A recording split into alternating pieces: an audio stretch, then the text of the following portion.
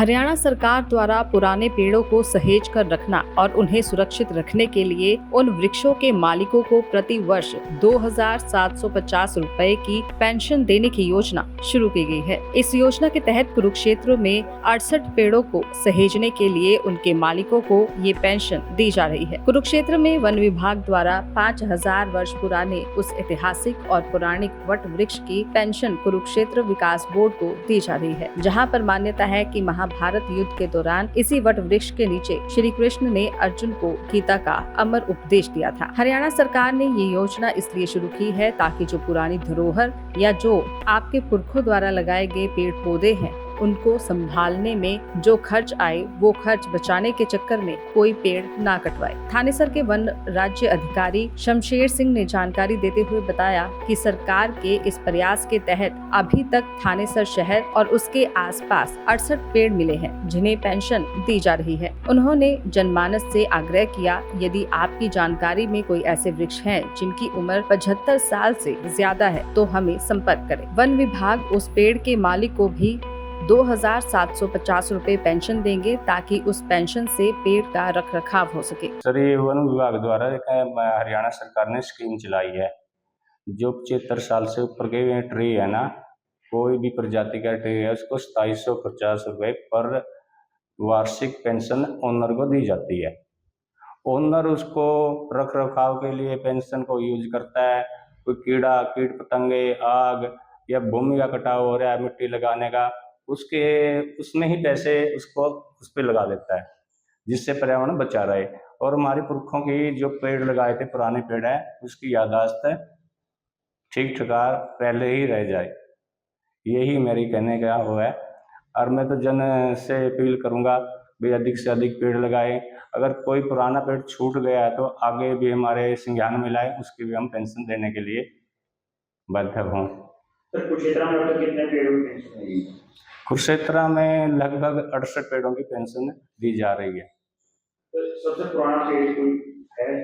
सबसे पुराना पेड़ तो हमारे केडीवी के ज्योति सर में है, जो 5,000 वर्ष पुराना है। वट वृक्ष जो श्री भगवान कृष्ण ने गीता का उपदेश दिया था।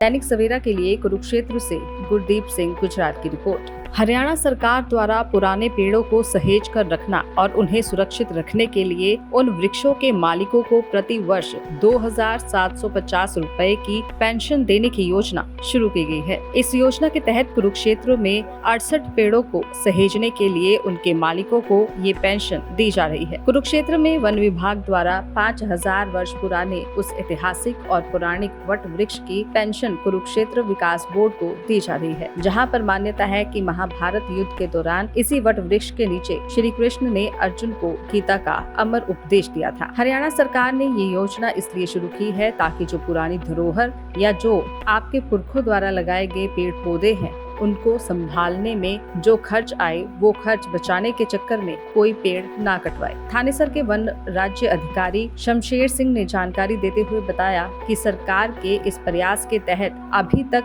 थानेसर शहर और उसके आसपास 68 पेड़ मिले हैं जिन्हें पेंशन दी जा रही है। उन्होंने जनमानस से आग्रह किया, यदि आपकी जानकारी में कोई ऐसे वृक्ष हैं जिनकी उम्र 75 साल से ज्यादा है तो हमें संपर्क करें। वन विभाग उस पेड़ के मालिक को भी 2,750 रुपए पेंशन देंगे ताकि उस पेंशन से पेड़ का रख रखाव हो सके। सर, ये वन विभाग द्वारा हरियाणा सरकार ने स्कीम चलाई है।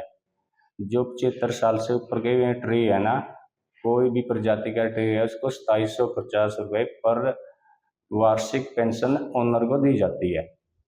ओनर उसको रख रखाव के लिए पेंशन को यूज करता है।